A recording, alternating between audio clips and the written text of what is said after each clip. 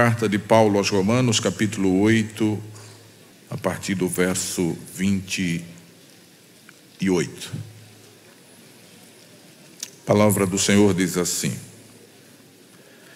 E sabemos que todas as coisas contribuem juntamente para o bem daqueles que amam a Deus, daqueles que são chamados por seu decreto. Porque os que dantes conheceu, também os predestinou para serem conformes à imagem de seu Filho, a fim de que ele seja o primogênito entre muitos irmãos. E aos que predestinou, a esses também chamou. E aos que chamou, a esses também justificou. E aos que justificou, a esses também glorificou. Amém? Queridos, esta carta é um livro da Bíblia Sagrada que contém boa parte das doutrinas basilares da fé cristã. Ela já foi chamada por alguém de a Bíblia em miniatura.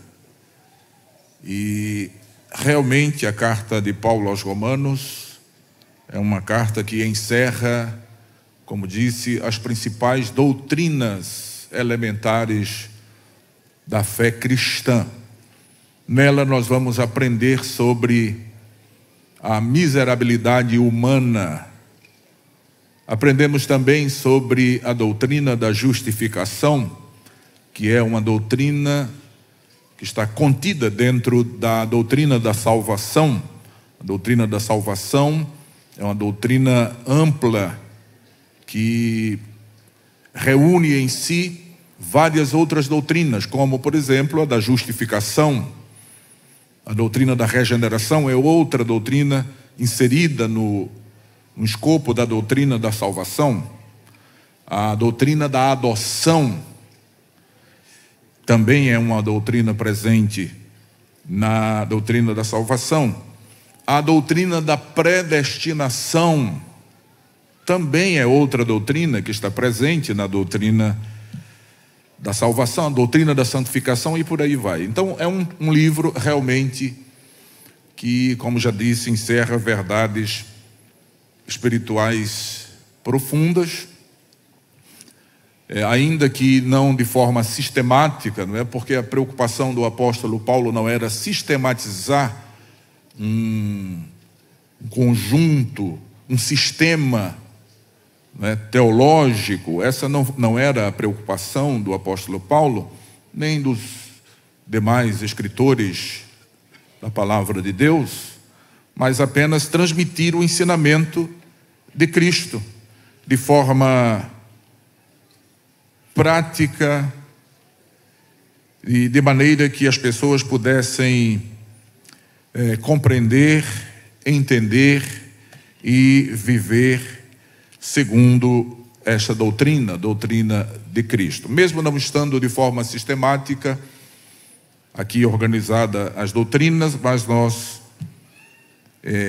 encontramos aqui. E eu gostaria de pensar esta noite com os irmãos nesta parte do livro que lemos, nesses 3 versículos, que transmitem, que trazem alguns ensinamentos, algumas verdades espirituais importantes, muito importantes, e que a gente precisa conhecê-las e aplicá-las no nosso dia a dia. A primeira verdade espiritual que nós podemos extrair desse texto está no verso 28, quando o apóstolo escreve: E sabemos que todas as coisas contribuem para o bem daqueles que amam a Deus, daqueles que são chamados por seu decreto. Qual é a verdade que nós aprendemos aqui neste versículo? É que o mundo, o universo e todas as coisas que foram criadas por Deus estão sob o seu comando. É Ele quem determina o que deve ser, como deve ser.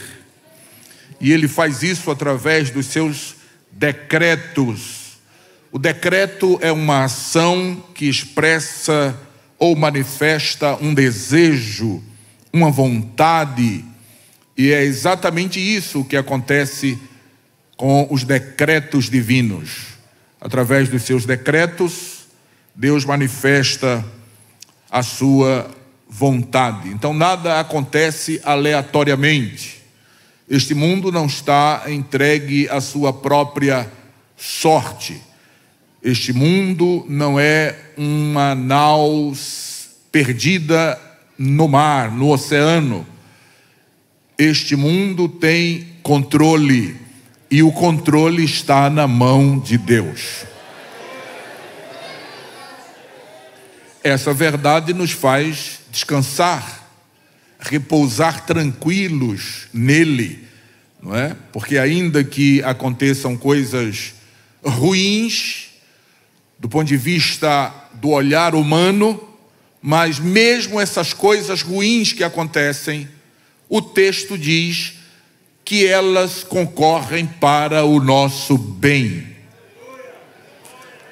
Veja se não é isso que o texto diz. E sabemos que todas as coisas, quando a Bíblia usa este quantificador, todos, todas, ela está falando 100%. Não é 99,9%, 100%. E ela diz, e todas as coisas contribuem, todas, inclusive aquelas que a gente acha que não são tão boas. Porque, é claro, neste mundo acontecem coisas boas, mas acontecem também coisas ruins. Até essas que são ruins, elas contribuem para o nosso bem. Não é? Eu sei que a nossa mente às vezes fica com dificuldade de entender as coisas de Deus, mas é assim que funciona. Pastor, mas por que é que até as coisas ruins contribuem para o nosso bem? Porque elas não vêm de forma fortuita, elas não vêm por acaso, elas não fazem parte de uma contingência, de algo que acontece de maneira inesperada e improvisada. Elas fazem parte de um decreto de Deus. Ou seja, o Deus que está no controle de todas as coisas, controlando tudo aquilo que acontece, Ele cuida para que todas as coisas contribuam para o nosso bem. Eu não sei se você pode dizer amém, glória a Deus. Essa verdade bíblica que estamos aqui aprendendo. Pois bem, queridos, depois Paulo continua dizendo: porque os que dantes conheceu, também os predestinou para serem conformes à imagem de seu Filho. Então nós temos aqui, queridos, a doutrina da predestinação. É uma doutrina bíblica. É uma doutrina bíblica que ao longo dos séculos tem servido como um ponto de confronto entre cristãos.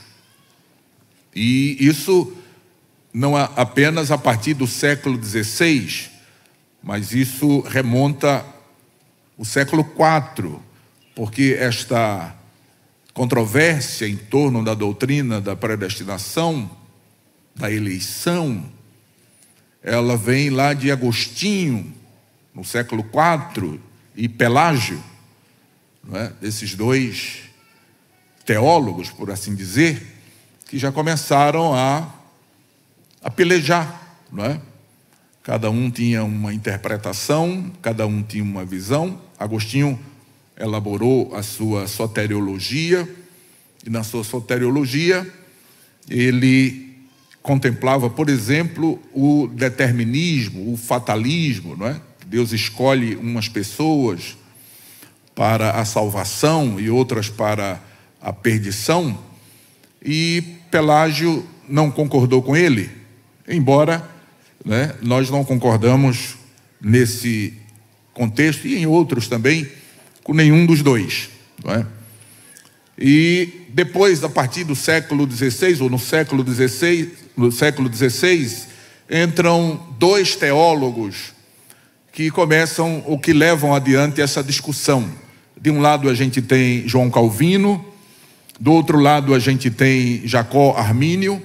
São dois teólogos que elaboraram também sistemas teológicos, cada um baseado na sua interpretação, e isso vem andando e caminhando, não é, essa controvérsia em torno dessa doutrina até os nossos dias.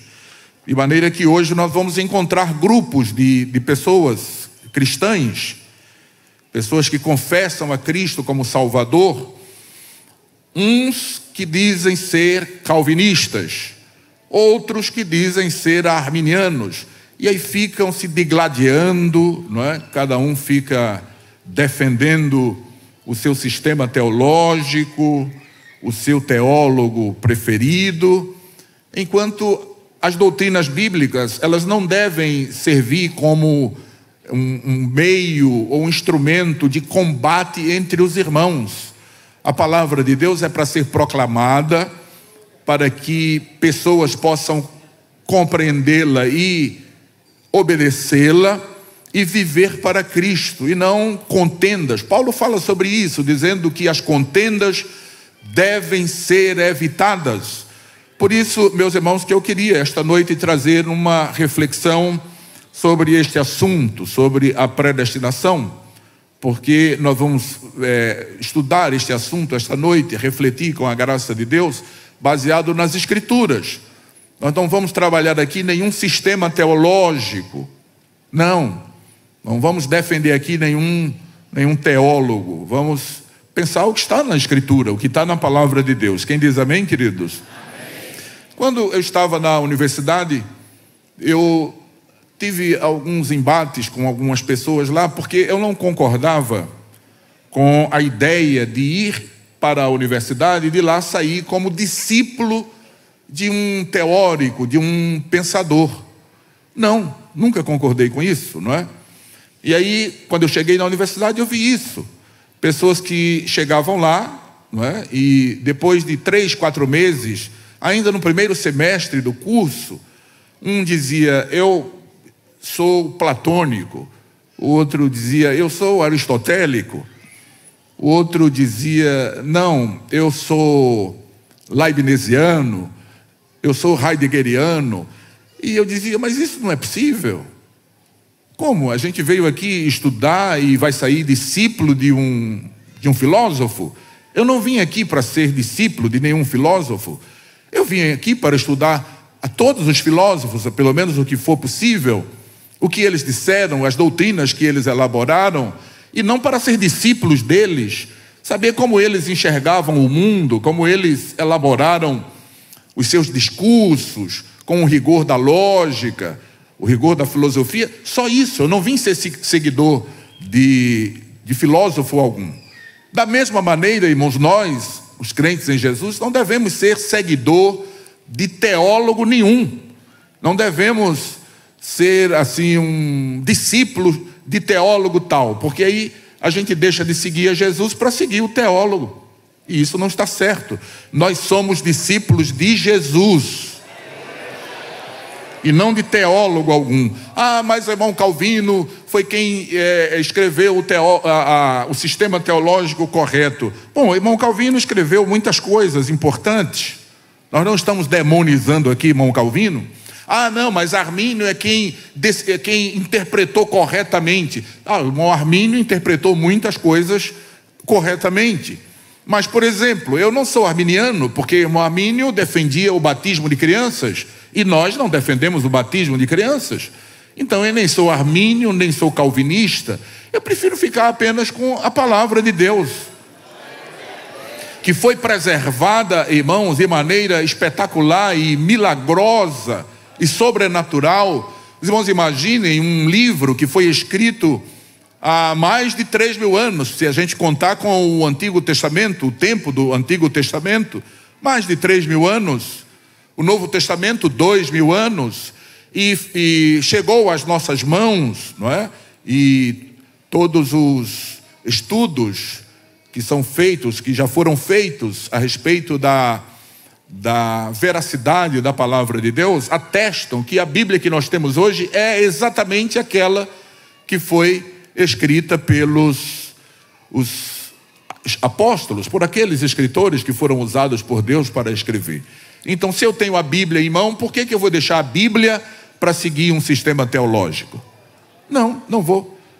Os teólogos, claro, eles têm a sua participação na elaboração de determinados sistemas teológicos para nos ajudar, até nos auxiliar a compreender alguns pontos obscuros. Mas a Bíblia é assim, ela é a palavra de Deus, ela foi escrita para a nossa orientação, não é? E aqueles pontos escuros, eu sempre digo que a Bíblia é o único livro que, quando a gente está lendo, o autor está juntinho da gente. Porque o Espírito Santo, não é, está conosco. Então, quando você está lendo a Bíblia, você pode orar e dizer: Senhor, não estou entendendo bem isso aqui. Como é que é isso aqui?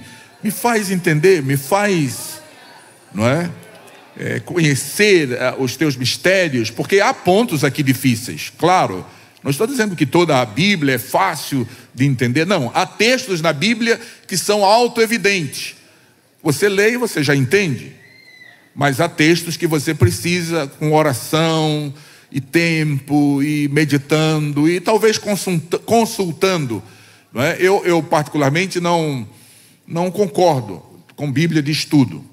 Eu acho que aquele comentário exegético explicativo que toda a Bíblia de estudo traz consigo, eu acho que prejudica mais do que ajuda. Porque tem gente que pega a Bíblia de estudo e, em vez de ler o texto da Bíblia, fica lendo as notas de rodapé e acha que aquilo é Bíblia. Aquilo não é Bíblia. Aquilo é a compreensão de um teólogo. É o que um teólogo entendeu da Bíblia. Então a gente precisa ler o rolo, a Bíblia, o texto sagrado, e não nota de rodapé. Aquelas notas de rodapé poderiam ser compiladas em um número, não é? Um volume à parte, para que as pessoas possam pesquisar, como existem muitos comentários bíblicos, bons comentários bíblicos, de teólogos piedosos, homens que deram toda uma vida para escrever um comentário exegético explicativo, estudaram os idiomas originais da Bíblia, não é? Se detiveram por anos estudando a análise de textos bíblicos para nos ajudar. É importante. Eu não estou aqui desprezando, meus irmãos, o trabalho técnico dos teólogos, a hermenêutica, a exegese, que é construída ao longo de muito estudo, não é? Porque nem todo mundo vai ter condições ou tempo, ou condições favoráveis para, por exemplo, fazer um curso de teologia. Então, aquele que pode fazer vai ser um instrumento de Deus para ajudar a outros que não puderam fazer. Mas o Deus que usou Paulo, um homem altamente preparado nas Escrituras, versado no Antigo Testamento como ninguém, usou também um pescador, Pedro. E o Paulo, que escreveu quase metade do Novo Testamento, vai ter que conviver com o Pedro, que escreveu 2 epístolas. Está aqui, na Bíblia. Na mesma Bíblia que tem as cartas de Paulo, tem as epístolas de Pedro. E aí? Não é? É Deus quem dá. Então, meus irmãos, eu quero refletir um pouquinho com os irmãos nessa doutrina da predestinação. Veja, o sistema calvinista, que é defendido pelos irmãos chamados reformados, não é? E aqui não vai nenhum demérito aos irmãos que ostentam este título de reformados, não é? Não estou aqui falando mal desses irmãos, apenas dizendo que são eles que defendem esse sistema. O sistema também não são todos, não é? Não são todos, mas boa parte deles, sobretudo os pregadores chamados reformados, eles defendem um sistema teológico chamado calvinista, não é? E este sistema teológico, ele foi montado em cima de 5 pontos. Se você já estudou a doutrina de soteriologia de Calvino, você vai saber do que eu estou falando, não é? Com o acróstico TULIP, que é as letras T-U-L-I-P, TULIP. Esse acróstico é o seguinte: o primeiro ponto desse sistema teológico trata da depravação total. O Calvino elaborou esse ponto dizendo o seguinte: que os homens estão de tal forma depravados depois do pecado que eles não têm a menor possibilidade, o homem não tem a menor possibilidade de sequer pensar em retornar para Deus, quanto mais fazer isso, tomar esta decisão de voltar para Deus. Ele está completamente morto e sem a menor chance de retornar para Deus. Essa é a depravação total do primeiro ponto do acróstico que é defendido pelos calvinistas. O segundo ponto, meus irmãos, é a eleição incondicional. Ou seja, Calvino e os seus seguidores dizem que Deus resolveu eleger um grupo de pessoas, apenas este grupo, para a salvação. E os outros que ficaram de fora, aí não tem jeito, porque eles não foram eleitos e, portanto, não serão salvos, não é? Este grupo que foi eleito, diz essa doutrina, a doutrina calvinista, se eles quiserem, eles são salvos, eles serão salvos. E se eles não quiserem também, do mesmo modo, serão salvos. Por quê? Porque a soberania de Deus os elegeu para a salvação. E aí, como eles não têm o que fazer, não podem fazer nada em relação a isso, se eles quiserem, eles são salvos. Se não quiserem, também serão salvos. Esta é a visão da doutrina calvinista da eleição condicional, não é? Ou incondicional. Depois vem, meus irmãos, o terceiro ponto, que é a expiação limitada. Irmão Calvino entendeu que a morte de Cristo expiou o pecado dos pecadores, mas não de todos, apenas daqueles que foram eleitos, daquele grupo que foi eleito para a salvação. Os que não foram eleitos para a salvação, Cristo não morreu por eles. Essa é a ideia da doutrina da eleição, da expiação limitada, não é? É uma expiação que alcança apenas aqueles que, em tese, teriam sido eleitos por Deus para a salvação.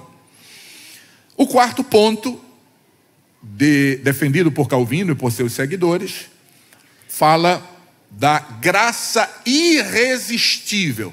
Repare como ele monta um sistema teológico, que um ponto vai, de certa forma, puxando o outro e dependendo do outro. A graça irresistível é o seguinte: aquele homem que estava completamente perdido e sem nenhuma condição de se voltar para Deus, Deus decidiu salvar ele. E então enviou Jesus para morrer por ele, não por todos, apenas por ele. E para ele não ter como fugir e então não ser salvo, Deus envia sobre ele o que eles chamam de a graça irresistível. É uma graça que ele só tem duas opções: ouvir. Ou vem. E vocês sabem que tem pessoas, até na nossa igreja, que, porque não conhecem a doutrina, às vezes usam expressão que tem a ver com isso aqui que eu estou falando. Por exemplo, você já ouviu alguém dizendo assim: olha, aceita Jesus, se converte, porque se você não vier pelo amor, você vem na dor. Onde é que está isso na Bíblia, gente? Não tem esse negócio de vir por amor, vir na dor. Não, o convite está lançado a todos. E todos devem reconhecer a sua condição de perdidos e devem responder de maneira afirmativa ao convite de Deus, ao convite de Jesus. Ele disse: vinde a mim todos vós que estáis cansados e oprimidos, e eu vos aliviarei. Daqui a pouco a gente vai entender melhor isso aqui. O vir a Jesus é uma decisão do homem, não é? De vir a Cristo. Deus vem ao homem. E como é que Deus vem ao homem? Primeiro através de Jesus, não é? Jesus veio, morreu no Calvário para resgatar os homens da sua condição de perdidos, de condenados. E Jesus deixou ali um colégio apostólico. Esse colégio apostólico levou adiante a mensagem de Jesus, e depois os discípulos dos apóstolos repassaram para outros, e assim foi repassando, e chegou até nós. E nós ouvimos a mensagem, os nossos pais ouviram a mensagem, se converteram, e por isso nós estamos aqui salvos. Mas na ideia calvinista, não é assim que funciona. A pessoa é eleita para a salvação, independente de qualquer coisa. A pessoa é eleita porque é uma decisão de Deus, e ponto final, não é? Depois que a pessoa é eleita para a salvação, então vem a eleição incondicional. A pessoa é eleita, depois vem a expiação para aquela pessoa que foi eleita, depois vem a graça irresistível. Aí Deus coloca sobre ele uma graça que ele não tem como resistir. Aí ele vem e se torna um crente em Jesus. Aí vem agora o último ponto, que é o quinto ponto, que fecha esse acróstico. Qual é o quinto ponto? Eles dizem: e depois que essa pessoa vem a Jesus, preste bem atenção, depois que ela vem a Jesus e é salva, não tem mais jeito dela se perder. Uma vez salvo, salvo para sempre. Já ouviu falar nisso aí? Pronto, é a doutrina calvinista, é a doutrina dos reformados, assim chamados, né? Sem nenhum demérito aos nossos irmãos em Cristo.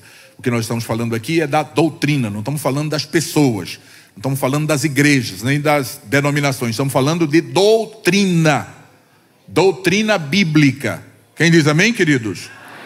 Então, a pessoa, depois que é salvo, depois que a graça irresistível puxa ele, e ele ou vem. Então é mais ou menos assim que funciona esse sistema aí teológico montado pelo irmão Calvino. Ora, irmão Calvino era um ser humano que sujeito à interpretação incorreta das Escrituras, não é? Hoje há uma possibilidade muito grande da pessoa ser desviado da sua rota, porque o que não falta é mensagem na internet, o que não falta é pregador, é ensinador de plantão aí em tudo quanto é lugar, não é? Para que as pessoas possam segui-los. Então, me veio à mente, quando o meu pastor me escalou para esse trabalho, trazer esta rápida reflexão sobre a predestinação. Então vejam, como é que nós cremos na predestinação? Talvez alguém vai dizer assim: ah, pastor, mas isso aí é arminianismo. Não tem nada de arminianismo. Isso é a Bíblia. O que eu vou falar aqui é a Bíblia. Ah, mas Armínio defendeu isso aí. Bom, se ele defendeu é porque ele entendeu o correto. Ele entendeu o que está na Bíblia, não é? E não aquilo que alguém gostaria que ele entendesse. Então vejam, o grande problema é que os calvinistas, eles dizem que o homem perdeu o livre-arbítrio. Ele até tinha o livre-arbítrio, mas somente até pecar. Quando ele pecou, a partir dali ele perdeu o livre-arbítrio. E ele não pode mais decidir pelo certo e pelo errado, não é? Ele é como se fosse um ser autômato, que alguém, no caso Deus, é quem toma a decisão por ele. Bom, já que você não tem mais livre-arbítrio, então eu vou decidir de forma arbitrária salvar você. E você? Não, você não. Você eu não quero salvar não, porque eu sou soberano e a minha soberania diz que eu posso fazer o que eu quiser com a minha decisão, com o meu decreto. Então eu decreto que esse aqui vai ser salvo, mas decreto que esse aqui vai para a perdição. Essa é a visão dos calvinistas. Eles tiram do homem o livre-arbítrio. Mas se a gente vai lá para a Bíblia, capítulo 4 de Gênesis, a gente vê que isso não se sustenta já lá no início, irmãos. Porque veja, eles dizem que após o pecado o homem perdeu o livre-arbítrio. Vamos ver se é verdade isso. capítulo 4 de Gênesis. Aqui eu estou falando depois da queda. Aqui a Bíblia, o que eu vou ler aqui agora, aconteceu depois da queda. Veja o que diz aí. Capítulo 4 de Gênesis, verso 8 em diante. E falou Caim com seu irmão Abel, e sucedeu que, estando eles no campo, se levantou Caim contra o seu irmão Abel e o matou. E disse o Senhor a Caim: onde está Abel, teu irmão? E ele disse: não sei, sou eu guardador do meu irmão? E Deus disse, disse Deus: que fizeste? A voz do sangue do teu irmão clama a mim desde a terra. E agora, maldito és tu desde a terra, que abriu a sua boca para receber da tua mão o sangue do teu irmão. Quando lavrares a terra, não te dará mais a sua força. Fugitivo e errante serás sobre a terra. Mas eu quero voltar, meus irmãos, e ler pelo menos 2 versículos anteriores, o verso 6 e o verso 7. Repare aqui, que é o ponto que eu quero ressaltar. E o Senhor disse a Caim: por que te iraste? E por que descaiu o teu semblante? Veja, verso 7. Se fizeres bem, não haverá aceitação para ti? E se não fizeres bem, o pecado jaz e para ti será o seu desejo, e sobre ele domina. O que Deus está dizendo a Caim aqui? Deus está dizendo: olha, Caim, você não foi recebido porque as tuas obras não são boas, o teu coração, lá na frente a gente vai ver que o problema estava no coração de Caim. Ele tinha um coração mau, e isso é evidenciado logo em seguida quando ele elabora a ideia de matar o irmão. Então no seu coração ele abrigava ideias horríveis, não é? Pensamentos horríveis, e por isso ele não foi recebido por Deus. Então Deus veio e disse: olha, se você fizer o que é certo, porventura você também não será aceito? Aí Deus disse: olha, o pecado está aí diante de você, compete a você dominá-lo, a decisão é sua. Se você fizer o que é certo, você também será aceito. Se você não fizer a coisa correta, se não fizer o que é certo, você será rejeitado. Então o que a gente vê aqui? O livre arbítrio, depois da queda. Porque nós estamos falando aqui depois da queda. O problema é esse, irmãos, é que o irmão Calvino, ele retirou do homem essa capacidade de escolher, de tomar a decisão, porque ele disse: não, o homem foi depravado de tal forma que ele não consegue sequer pensar em voltar para Deus. Isso é o que ele chama de depravação total. Obviamente que todas as áreas, a gente também crê na depravação total, mas em que sentido? A gente crê que todas as áreas do ser humano foram afetadas pelo pecado. Todas as áreas, não ficou nada de fora. Mas isso não quer dizer que aquela imagem de Deus, que o próprio Deus colocou no homem, foi perdida 100%. Quer um exemplo disso? Há pessoas que não são evangélicas, não são novas criaturas, mas não andam praticando toda sorte de pecados e de impiedades por aí. Talvez você até conheça gente assim, não é?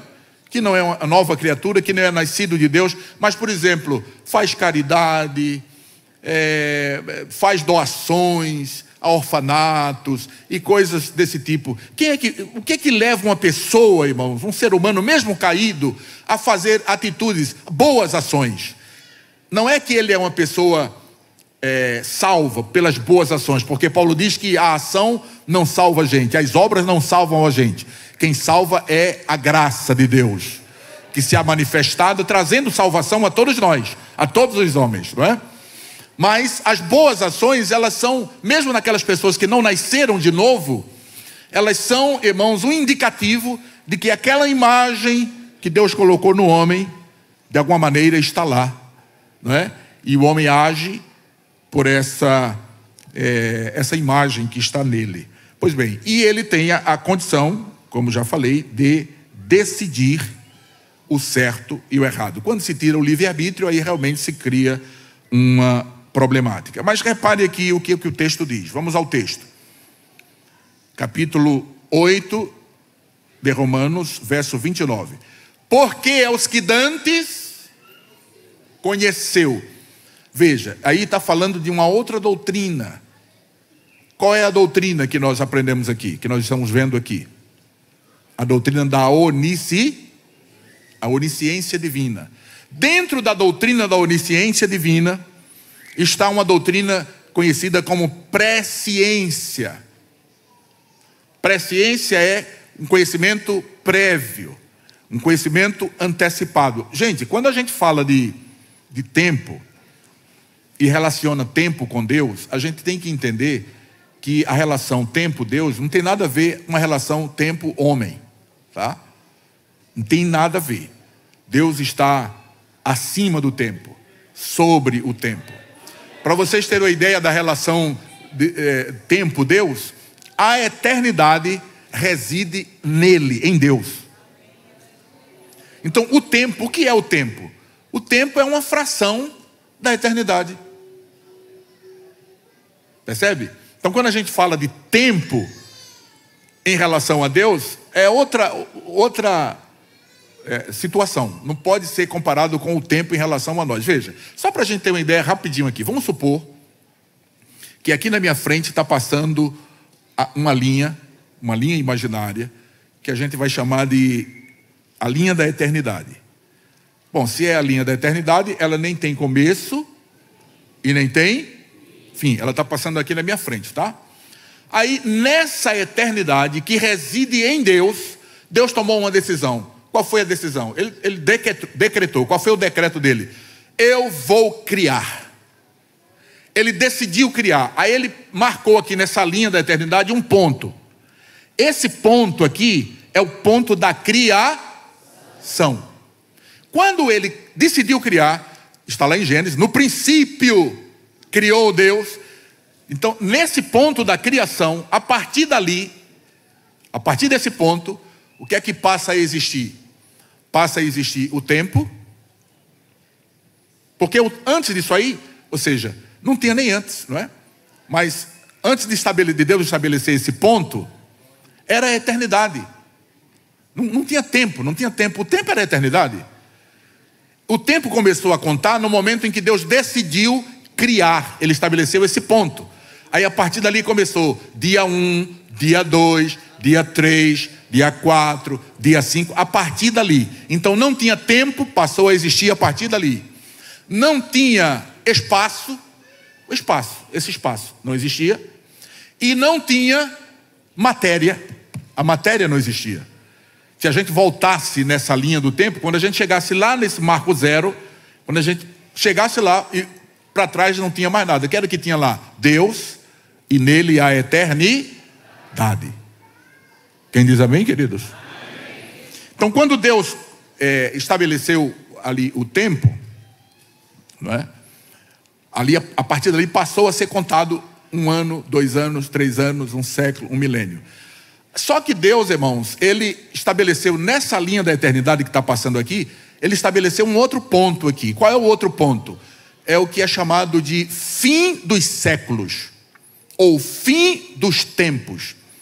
O que significa isso? Significa que a partir desse ponto aqui, não vai se contar mais tempo. Começou a se contar a partir desse ponto, e a partir desse aqui, termina a contagem. Por que termina a contagem? Porque a partir desse ponto é eternidade. A eternidade permanece. Então, dentro desse primeiro ponto e desse segundo ponto aqui, nós temos o quê? Nós temos a história da criação, inclusive a nossa história. Nós estamos dentro aqui, ó. Como Deus está acima disso aqui, Ele vê todas as coisas, desde esse ponto até esse ponto aqui. Ele sabe de tudo o que acontece aqui. E não somente dentro desses pontos. Ele sabe de tudo, desde sempre. E saberá por eternidade, a eternidade, Ele saberá de todas as coisas.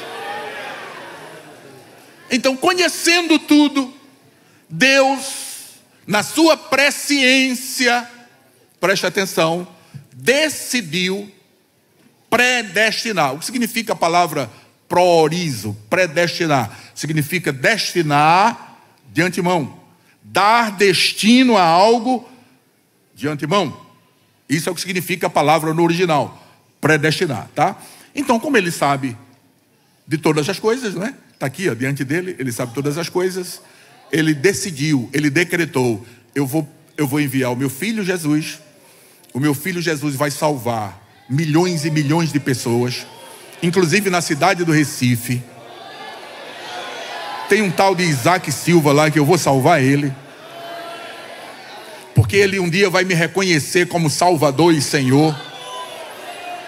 Eu vou salvar ele e vou predestinar esse grupo, não os indivíduos, mas vou predestinar esse grupo que vai receber o meu filho como Salvador para a salvação. Olha, irmãos, a igreja de Cristo, esta sim, está predestinada a entrar no céu.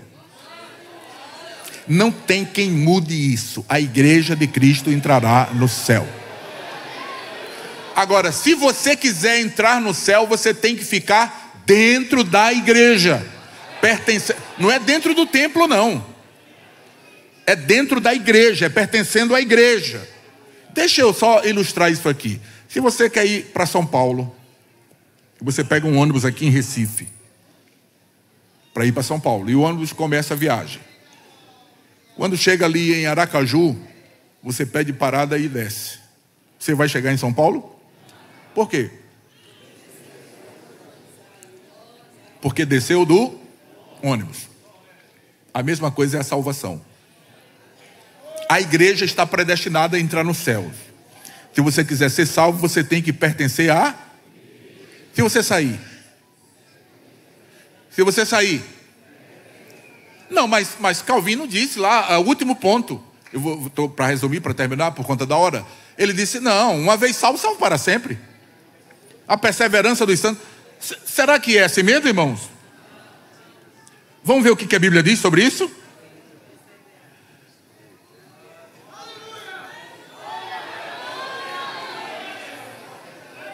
Abra aí, 1 Coríntios, capítulo... Eu anotei aqui alguns versículos, alguns só, bem rapidinho. 1 Coríntios, capítulo 10, versos 11 e 12. Paulo, usando aqui a figura do povo de Israel para alertar os crentes, né, lá em Corinto, ele diz: ora, tudo isso lhes sobreveio, como? E estão escritas para aviso, para quem já são chegados os fins dos... Aquele, pois, que cuida está em pé, olhe que não... Oi, pode cair?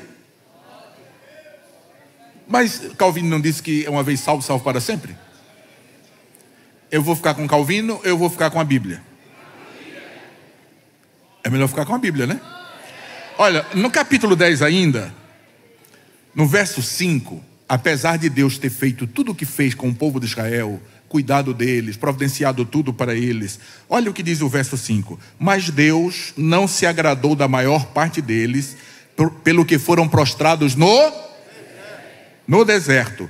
Aí veja, no verso 6 ele diz: e essas coisas foram-nos feitas para que não cobicemos as coisas mais como eles Então o que é que Paulo está dizendo aqui? Diz: olha, presta atenção no povo de Israel, para que não aconteça com você o que aconteceu com eles. Deus tirou eles com mão forte do Egito para levá-los a Canaã, e eles prevaricaram contra Deus, e por causa disso ficaram prostrados no deserto. Isso foi escrito para aviso nosso. Preste atenção, aquele que está em pé, olhe que não caia. Vamos ainda, meus irmãos, a Hebreus capítulo 2, verso 3. Vamos ver se é possível um crente que provou das coisas de Deus cair da salvação, não é? Hebreus capítulo 2, verso 3. Deixa eu ver se tem Hebreus na minha Bíblia aqui mesmo. Achei. O escritor aos Hebreus diz assim: como escaparemos nós se não atentarmos para uma tão grande... Veja, o escritor está escrevendo para crentes ou para incrédulos? Crentes. E ele está alertando aqueles crentes: olha, presta atenção. Presta atenção no que você tem, que é a grande salvação. Porque senão você não tem escape não. A qual, começando a ser anunciada pelo Senhor, foi-nos depois confirmada pelos que a ouviram. Vamos passar um pouquinho mais para frente ainda na carta aos Hebreus mesmo. Capítulo 6, Vamos ver se um cristão, irmão, pode cair da fé. Vamos ver. Capítulo 6, versos 4 em diante.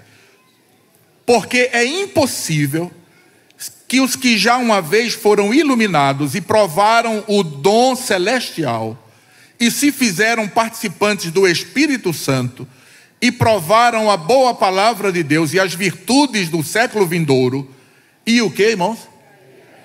E o que, irmãos? Recaíram, sejam outra vez renovados para arrependimento, pois assim quanto a eles, de novo crucificam o Filho de Deus e o expõem ao vitupério.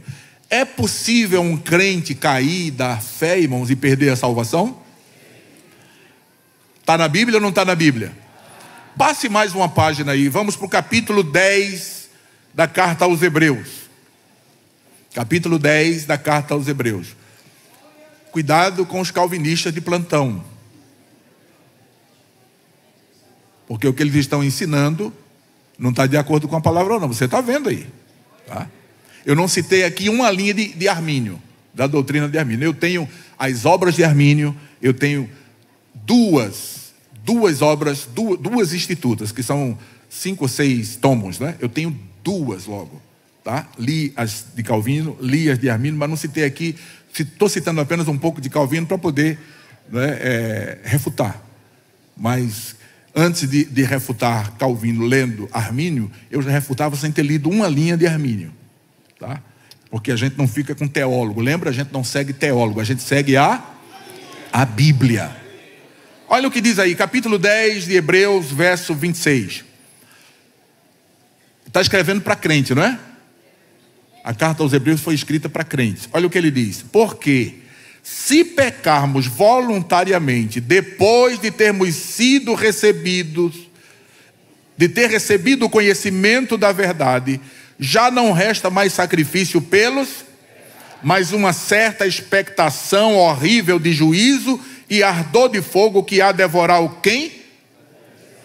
Então o que é que o texto está dizendo aqui? Está dizendo que se o crente voltar à vida de pecado de antes, ele vai queimar no fogo como os ímpios. Está dizendo aqui ou não está? Vamos passar mais para frente, no mesmo capítulo. Veja o que diz o verso 35.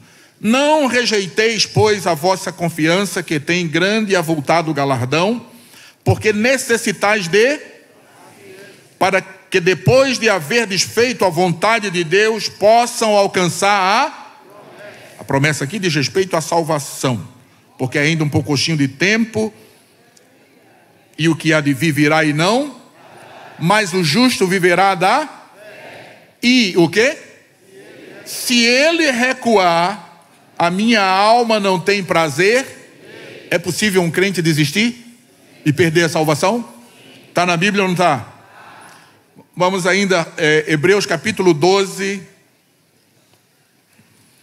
versos 23.